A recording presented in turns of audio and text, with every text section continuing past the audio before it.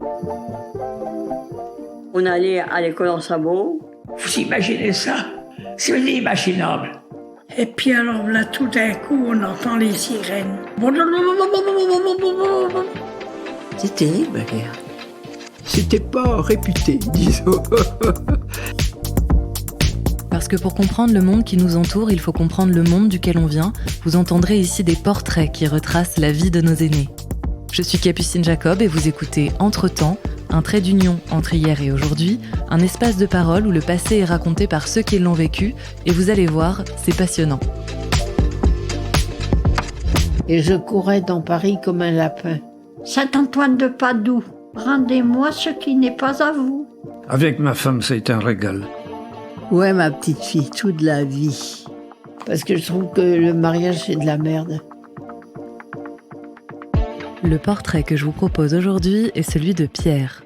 Si vous n'avez pas écouté la première partie de cette histoire, je vous invite à appuyer sur pause et à écouter l'épisode précédent. Pour les autres, nous retrouvons Pierre qui séjourne dans une caserne près de Chartres. Le bon soldat a été affecté au bar des sous-officiers où il occupe désormais le poste de barman. Il se rappelle d'ailleurs d'un cocktail pour le moins étonnant qui permet de faire régner l'ordre dans les rangs. Après le service militaire viendra le temps des décisions, rentrer en Bretagne ou tenter sa chance ailleurs. Je vous laisse découvrir la suite de ce récit passionnant. Bonne écoute.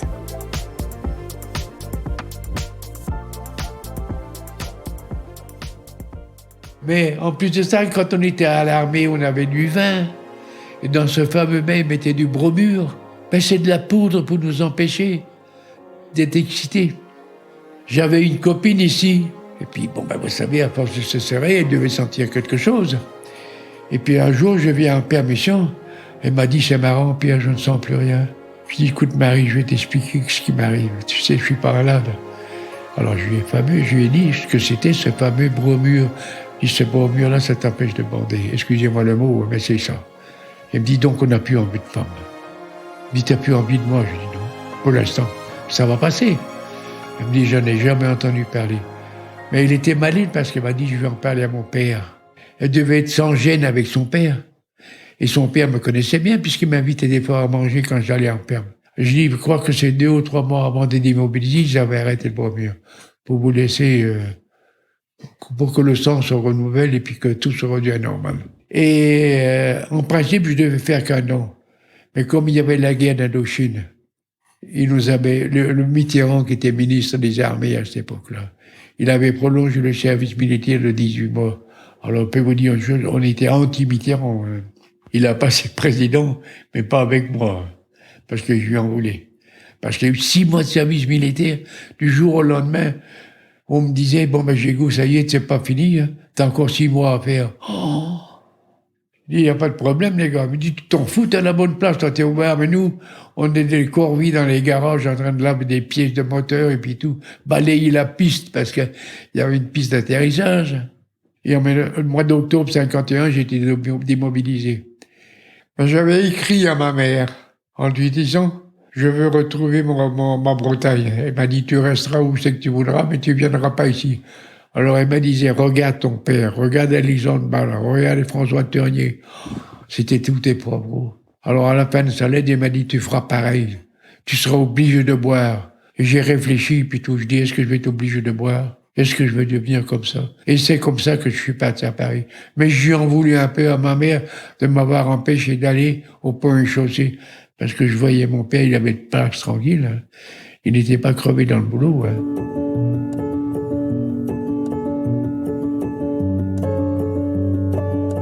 Et je suis arrivé à Paris, j'ai trouvé du boulot au 67 rue de Meaux. C'était une tannerie. Alors, je suis entré là-dedans, je ne connaissais rien. J'ai dit au gars, il me dit, te reste pas la tête, je vais t'apprendre. C'était une tannerie. Il fallait réduire les peaux de vache en cuir. Donc, il y avait des poils dessus, il fallait mettre dans un bain d'oxyde et puis tout bazar, puis les sortir. Mais c'était dur à faire. Et après, on est passé dans un séchoir, on est pendé. Mais c'était tout un boulot. J'ai fait ça pendant 8 mois. J'en avais marre. Ça sentait mauvais. Et je ne voulais pas continuer, mais j'ai eu du mal, je ne vous ai pas dit tout, parce que quand je suis arrivé à Paris le premier jour, j'ai trouvé du boulot. C'est un cousin qui m'avait amené là. Mais où c'est que j'allais dormir la nuit?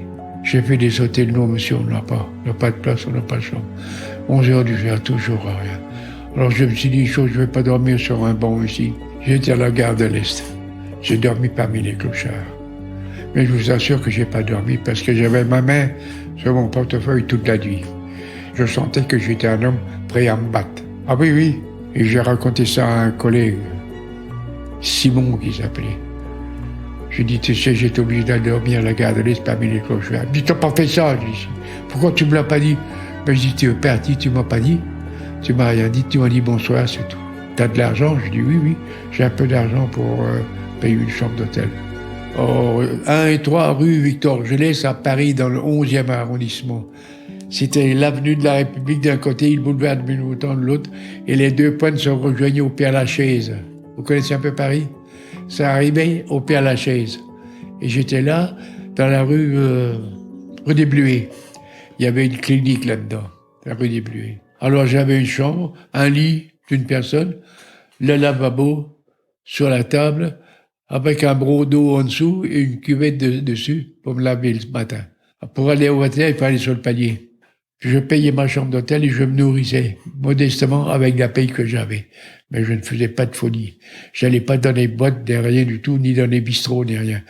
Mais à la printanière, je ne savais pas comment faire. Mais un jour, il y avait un gars, il m'a dit, tu devrais aller à Levallois-Perret, sur les quais. Il m'a dit, c'est Citroën.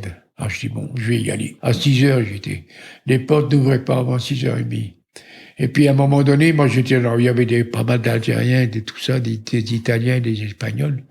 C'était la ruée à l'époque des immigrés. Et la porte s'ouvre, puis le gars, il dit, est-ce qu'il y a des Bretons parmi vous? Vous pensez bien que je levais ma main. Toi, par ici? J'ai été. Je vais te montrer tes vestiaires, et tu vas t'habiller, j'ai des bleus pour toi. Et je vais t'emmener travailler sur la chaîne tout de suite. Tu pencheras la visite plus tard. On a besoin d'un gars sur la chaîne tout de suite. Le mec, il croyait que j'avais déjà travaillé sur une chaîne de montage. Et j'avais jamais fait. Mais j'étais content. Et je suivais les autres. J'ai jamais eu besoin de personne pour faire ma journée. Et le régleur, quand ma journée est venue me chercher. Il me dit, tu sais où c'est que tes vestiaires? Je lui dis non. Il dit, je vais t'emmener. Puis il m'a félicité. Il me dit, t'as déjà travaillé dans une usine, toi? Je dis, c'est la première fois que je mets mes pieds dans une usine. Oh ben nom de Dieu, il dit, t'es doué, toi. Ben c'était sur la 2 chevaux, à l'époque, 51. Et j'ai travaillé sur la chaîne de montage. Ben, monter les câbles du plein la voiture. Vous en prenez 2 de couleurs bien différentes pour aller, par exemple, au démarrage. Les autres, c'était pour régler les freins. Les autres, c'est pour régler la pédale d'embrayage. Enfin, il y avait des tas de trucs de fils, de câbles et puis tout à faire. Et je me suis bien débrouillé. Et j'ai été 3 jours à travailler là. Après, il m'a dit, Gégou, il faut que tu ailles passer la visite. J'ai dit, je m'en doutais. J'ai passé la visite avec un docteur. J'ai eu affaire à une docteuresse, c'était une Bretonne. Il me dit, comment que ça se fait que tu as travaillé avant de passer à la visite? En principe, tu n'as pas le droit. J'ai dit, docteur, moi j'ai fait ce qu'on m'a dit, j'avais envie de travailler. Il me dit, je te comprends, mais c'est pas toi le responsable, c'est les chefs. Tu n'avais pas le droit. Tu aurais eu un accident. Tu n'étais pas encore dans la liste des ouvriers. Je dis, vous n'allez pas me chercher des histoires, docteur. Il me dit, non, c'est passé. Mais il me dit, tu vas changer de poste. Tu vas aller travailler sur les machines. Je ne savais pas ce que c'était non plus. Après, il m'a mis sur une alaiseuse. C'était pour faire les têtes de bielle du P45, du camion, Citroën P45. Pour changer les outils, il m'a dit, tu verras, la pièce, elle commencera à rayer, parce que c'est lisse comme un miroir. Hein. Et puis, je commence à arracher, j'ai arrêté. Je dis, il faut changer l'outil. Je l'attendais. J'avais beau attendre le régleur, parce que moi, j'avais pas le droit de le faire. J'avais des clés avec moi. J'ai dit, tant pis, je vais essayer de le faire. J'ai retourné l'outil. J'ai pris une pièce d'essai. J'ai essayé. Je suis arrivé à moitié, j'ai arrêté. La pièce, elle a remonté. J'ai pris le calibre, j'ai mis dedans. En plein dans le mille. J'ai continué à travailler. Au bout d'une demi-heure, je vois le régleur qui arrive. Il dit, Pierre, je viens de changer ta outil. Je dis, je l'ai fait. Il dit, c'est pas vrai. Il dit, t'as pas le droit de faire ça. T'as piqué mon boulot. Je dis, écoutez, vous vous fâchez pas. Moi, j'ai continué à faire des pièces pendant ce temps-là. T'as bien fait. Je dis, regardez, contrôlez-les. Elle me dit, t'es un champion. 6 mois après, j'étais régleur, OS régleur. OS régleur, ça veut dire, sur mes 8 heures ou 10 heures de boulot que j'avais à faire, j'étais payé 5 heures à travailler sur une machine et 5 heures à réparer, à régler les machines. Mais il y avait que des femmes. Je réglais les pièces de la femme, quand elle arrivait, elle me dit, Pierre, il est temps que je change l'outil, parce que la pièce, elle est rayée. J'y allais, je change l'outil, et c'était compris dans mon temps de travail. Et quand j'avais fini ma journée, des fois, j'avais de l'avance, et j'allais aider les femmes. Parce qu'il y avait un boni à faire. Un boni, ça s'appelle le nombre de pièces. Et si au fin de la journée, vous n'aviez pas fait votre nombre de pièces, la paye ne tombait pas. Admettons, par exemple, qu'il fallait 500 pièces à faire, si vous en faisiez que 480, il y avait un certain nombre de sommes d'argent qui étaient déduites de votre salaire. Et les femmes, c'était pareil, c'était des femmes qui étaient malheureuses, leur mari qui buvait ou vous avez des enfants, hein, tout. Alors moi, j'allais les aider. Elle a un quart d'heure d'avance. Elle me dit, j'ai fini. Mais je dis, tu discutes avec tes copines si tu veux. Mais moi, j'étais célibataire à l'époque, je ne veux pas vous dire le succès que j'avais, mais enfin, je peux vous jurer que je suis resté sage. Tous les avances que j'ai eues, j'ai refusé parce que j'avais peur des maladies. Quand on était à l'armée, quand on était à 3 mois de l'acquis, on nous a passés tous dans une salle en nous montrant un film. Un homme qui rentrait dans un café, il fumait la cigarette. Il posait la cigarette sur le cendrier. Une femme, elle était en face de lui, prenait la cigarette, elle tirait un coup dessus et la remettait. La femme était malade. Lui, il reprenait la cigarette et la mettait. On voyait les microbes des lèvres qui descendaient. Et puis après, comment vous dire, le malheur de l'embrasser, c'était pareil, c'était incroyable. Le nombre de microbes pouvait passer de bouche à bouche. Et puis ça vous jouait dans tous les organismes. Le gars qui avait fait ça, il avait eu toutes les maladies. Il avait été à l'hôpital. Alors, on le voyait à l'hôpital, et l'hôpital nous dit qu'il n'y avait plus rien à faire. Qu'est-ce qu'ils n'avaient pas dit là? On m'a dit. Alors, excusez-moi de vous dire, les femmes, il ne fallait pas qu'ils s'approchent de moi, parce que j'avais peur de ça, vous ne pouvez pas vous imaginer. Et vous voyez, je vous le raconte encore alors qu'il y a, en 50, il y a 70 ans de ça. Je vous le raconte encore. Tel que je l'ai vu. Et entre nous, quand on est sorti de ce machin-là, l'autre dit, moi, je ne me marierai jamais. Je dis, moi, c'est pas ça. Je dis, mais le jour que je vais me marier, j'aurai une femme qui sera sûre. Je dis, je n'irai pas avec n'importe qui. Hein. Ah oui, oui. Et même quand j'étais chez Citroën, ça me travaillait la tête. Je dis, moi, je connais pas cette femme-là. Je connais pas sa vie privée. Parce qu'il y avait une fille qui me draguait. Je disais, non, moi, je suis pris chez quelqu'un. Ah, elle me dit, bon, je te remerde pas alors. Et quand j'arrivais dans ma chambre d'hôtel tout seul, je me dis, t'as bien fait. Tu vois pas t'emmerder à ton âge avec une femme encore. T'es trop jeune. Vous voyez, j'arrivais à me remonter le moral tout seul, quand même, me disant, t'as bien fait. Mais ça, je vais vous dire une chose, hein, j'étais quand même un homme, c'est pas que j'avais pas envie, hein. Je sais pas que j'avais pas envie, mais j'ai dit, non, tu n'iras pas. Au moment, quand je suis arrivé dans Paris, il y avait un bal, ça s'appelle la Gaîté Bretonne, à la mode Piquet. Il y avait un bal tous les samedis soirs, une bal de nuit. Et j'allais au bal, là. Je dansais. Bon, j'allais chercher les filles à danser, bien sûr. Puis des fois, à force de connaître, je connaissais des filles que je connaissais en Bretagne. Ils venaient me chercher à danser.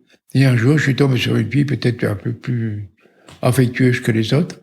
Et je me suis attaché à elle. C'était une belle femme. Elle est plus petite que moi, bien sûr, parce qu'à mon âge, dans mon époque, on ne trouvait pas des femmes de ma grandeur. Je faisais 80, je sais pas pour m'inventer, mais je m'habillais. J'avais la taille fine, taille 40. Ah oui. Je l'ai fréquentée pendant plus d'1 an. Et c'est elle elle avait envie de moi. Et moi, j'avais envie d'elle. Mais je voulais pas y aller. Elle m'a dit, tu me forces pas. Je lui ai dit, non, Yvonne, je te forcerai jamais. Je lui ai dit, j'ai appris une chose en Bretagne. On doit faire le tour de l'église avant de faire le tour de la chemise. Je lui ai dit ça carrément. Et un jour, on a décidé de se fiancer. Donc, j'avais acheté une bague de fiançailles avenue de la République à Paris. J'avais 23 ans. Je reconnais qu'aujourd'hui, j'étais trop jeune. Mais elle avait tellement envie. Et puis, vous savez ce que c'est, les femmes à l'époque n'avaient rien de préservé. Il n'y avait pas de préservatif, il n'y avait pas de pilule, il n'y avait rien. J'ai dit, Major, tu veux devenir ma femme. Oh, elle m'a sauté au cou. Mais j'attendais ça depuis longtemps. Je dis pas depuis longtemps, ça fait qu'1 an qu'on se fréquente. Est-ce qu'on se connaît assez? Elle me dit oui. Je dis bon, c'est pas vrai. Mois de juin 53, on s'est mariés le 1er août 53 dans la mairie du 17e arrondissement, juste en face du parc Monceau. Je me suis marié le 1er août 53, c'était un samedi, et le lundi, je suis venu voir mes parents présenter ma femme. Et après, on a été chez ses parents à elle, à Coulongy, dans la Sarthe. Mais on a commencé par la Bretagne. On a été 2 jours qu'on a été. Elle voulait voir ses parents. J'ai dit, bon, ben, moi, je la contrariais pas. Parce qu'à l'époque, vous savez, les vacances, ça durait qu'une semaine, hein, pas le fait. Parce qu'on avait une semaine de payer, plus le samedi, le dimanche et le 15 août. Ça nous faisait 12 jours. Les vacances, moi, j'ai appris une chose plus tard. Ça, c'est décidé en 36. Avec la grève de 36. Il y avait eu l'allocation familiale, les vacances et les congés payés. La loi, elle a été votée en 36, mais elle n'a pas été mise en application avant 47. Et dans le train, en retournant, il m'a dit une chose qui m'a blessé.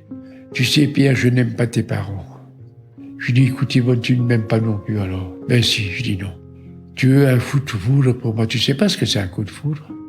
Tu as eu le coup de foudre, mais tu ne m'aimes pas. Et vous voyez, ça a commencé le refroidissement. Quand je suis arrivé chez ses parents, j'ai embrassé sa mère, j'ai serré la main à son beau-père. Alors je lui ai demandé, je lui ai dit, est-ce que vous m'appelez comme gendre? Tu veux que je te foute à la porte? Il rigolait. Oh ben, j'ai dit, la porte est assez grande, hein. J'ai dit, je peux partir tout seul. Là, j'avais de la réplique aussi. Hein. Et puis c'est là qu'il m'a dit, tu veux venir m'aider dans le chant? Et puis tout, je dis, oui, ça je connais. Il me dit, tu connais les chants, toi, un Parisien? Parce qu'il savait pas il savait que j'étais breton, mais il connaissait pas mon passé. Ouais, ben, quand il m'a vu remuer la fourche à l'oratoire, il m'a dit, toi, j'ai rien à t'apprendre. Toi. Il restait bouche bée. Tu peux faire ça toute la journée. J'ai dit, toute la journée. Jusqu'à 8h ce soir, si vous voulez. Ah, il était fier de son genre. Ah, Yvonne a trouvé un Parisien, mais c'est pas un Parisien. C'est un vrai paysan. Je vais y chérir ma ferme maintenant. Alors après, j'ai vu son beau-frère et tout ça. Il me dit, Pierre, t'es un connard. T'es pas assez méchant. Il faut avoir la pogne. Tu sais pas ce que c'est de mener un couple. Ah, je dis, tu m'apprendras peut-être parce que je ne sais pas. Pour un couple, tu me parles, je dis, c'est vrai que je suis ignorant. Moi, je n'ai jamais été marié, moi, c'est la première fois. Hein. Et elle m'a dit, tu vas avoir une file à tordre avec Yvonne. Oh! Je dis, qu'est-ce que tu entends par là de file à tordre? Parce que déjà, à l'époque, j'avais quand même fait du service militaire. J'avais été 2 ans et demi à Paris déjà. Je commençais à comprendre le français. Hein. On va du fil à tordre avec elle, c'est qu'elle avait du caractère. Et ça s'est passé pendant 2 ans. Elle voulait pas d'enfant. Vous savez, on n'avait pas de pilule, on n'avait rien du tout. Et quand on est jeune marié, on est amoureux. Et 1 an et demi après, on a eu un bébé. Et moi, j'ai trouvé drôle parce que le bébé, il comptait pour ma part. Moi, j'étais plus côté. J'étais plus côté. Il y avait son fils qui comptait. Je lui avais dit gentiment, je dis, ne m'oublie pas, je suis toujours présent dans la maison. T'es content d'avoir ma paye. Alors, essaye de t'approcher un peu, reste un peu avec moi. Elle m'a dit, qu'est-ce que tu fais de ton petit garçon? Il dit, je l'aime bien, mais je ne voudrais pas qu'il nous sépare. Elle n'avait pas compris, peut-être. Et puis après, tel que vous connaissez maintenant, puisque je suis en train de vous dévoiler mon caractère, je commençais à me refroidir d'elle aussi en même temps. Ça a continué, moi je passais dessus, ça a continué. Mais vous deviez pas être très heureux? J'étais pas heureux. Je lui ai dit plusieurs fois. Elle me disait que j'étais trop sensible. T'es pas mûr encore, qu'elle me disait. Je dis, écoutez, moi, c'est pas avec toi que je vais mûrir. Hein. Je dis, parce que pour mûrir, il faut un bon coup de soleil. Il vaut mieux avoir un rayon de soleil que de l'ombre dans un ménage. Mais entre-temps, moi, je travaillais chez Renault. Et j'allais prendre mon café tous les 9 heures. Il y avait une dame qui venait des bureaux. Elle rôdait autour de moi.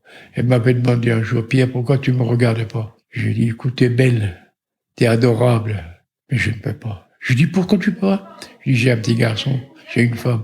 Il dit, alors, tu crois qu'on peut tout casser une vie pour 15 minutes, 30 secondes de plaisir? Je dis, moi, je ne vois pas la vie comme ça. Elle est partie. Elle tournait autour de moi encore et voir si j'allais revenir, mais non. Parce que j'avais peur de moi-même, je vais vous dire carrément. J'avais peur qu'elle me rende amoureuse d'elle et que j'aurais tout craqué, moi. J'aurais envoyé ma femme se balader. Quand j'arrivais en Bretagne, parce que je venais en vacances en Bretagne, moi, je n'avais pas tenu rancune, et je venais en Bretagne, sans lui parler de quoi que ce soit. Un jour, ma mère, elle me dit, qu'est-ce que tu as, Pierre? T'es tout triste, tu rigoles plus, tu parles plus derrière. Je lui dis, maman, je suis pas heureux. Elle m'a regardé d'un air, avec ses yeux braqués comme elle dit quand j'étais jeune. Tu sais ce que t'as dit à la mairie, pour le meilleur et pour le pire. J'ai rebiffé tout de suite, je dis, maman, excusez-moi le mot breton, hein, maman. C'est pas parce que toi t'es resté souffrir. Est-ce que je dois le faire, moi? Il y a une génération dessous de toi. Elle m'a dit, t'as entendu ce que je t'ai dit? Ah oui. C'est comme ça. J'ai pris ça pour le bon. Et j'avais oublié le divorce. Et puis, après, ma femme est tombée malade. Elle avait de l'asthme et de l'emphysème. Quand j'allais la voir à l'hôpital Saint-Louis, un jour elle était bleue, le lendemain c'était la permanganate, je ne sais pas comment on appelle ça. Un jour elle était bleue, le lendemain elle était jaune. Et puis je la voyais toutes les couleurs. Alors je voyais les infirmières, je me questionnais. Elle va bientôt sortir, ben bien sûr. Oh, elle avait 57 ou 58 ans. J'avais du mérite, je crois. Mais moi je ne peux plus de femme. Je ne peux plus avoir quelqu'un d'autre dans mon lit, c'est plus fort que moi. Ma femme elle n'est plus là, mais je crois que le soir quand je me déshabille, elle est là aussi. C'est pour ça que j'ai voulu rester tout seul. Moi, j'aurais été avec une autre femme, j'aurais pensé à ma femme. Elle n'aurait pas été heureuse. Je vous le dis carrément. Elle n'aurait pas été heureuse, j'aurais toujours pensé à ma femme. Et c'était pas bien. On ne peut pas refaire une vie, non, on ne peut pas refaire une vie.